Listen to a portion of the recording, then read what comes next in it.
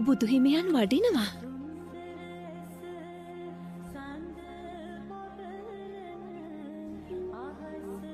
ඔබතුමා දැන් කුමත කරන්නට යන්නේ?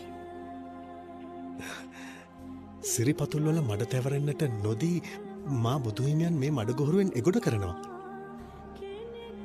ඒත් උන්වහන්සට පූජා කරන්නට මලක්වත් මා ළඟ නැහැ.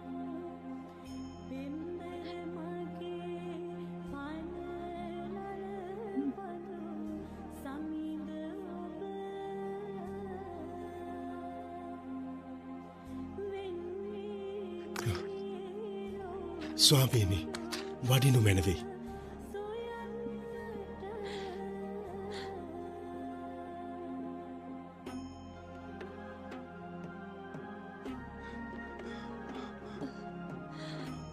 ඔබ වහන්සේගේ ශ්‍රී පායුක්මයට මම සේතුවක් වෙම්වා. මතු ලෝතුරා පුතුව සියලු සත්වයන් සංසාර සාගරයෙන් ගොඩලන්නටද සේතුවක් වෙම්වා.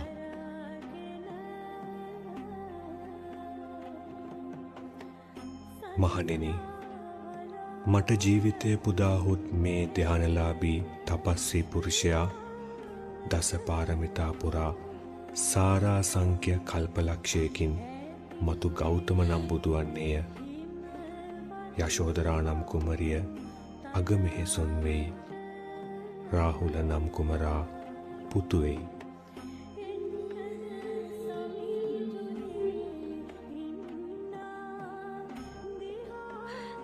යශෝදරා මම වෙම්වා. ඒ රාහුල මාතාව මම වෙම්වා.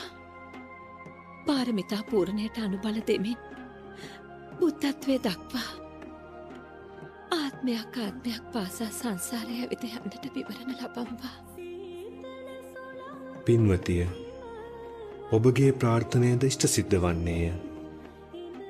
තවුසානෙනි, මැය ඔබට සමසිත් ඇති මනා දැකුම් ඇති පිය තෙපුල් බණන ප්‍රිය භාර්යාවක වන්නේය.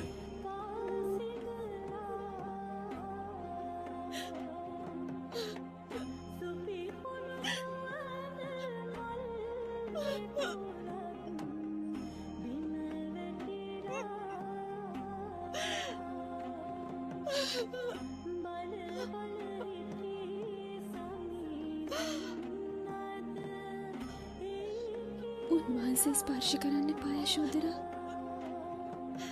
යශෝදරාවන්ට රිසිසේ හඬන්නට ඉඩ හරින්න. ඇය වැළැක්වීමට තැත් නොකරන්න. නැතහොත්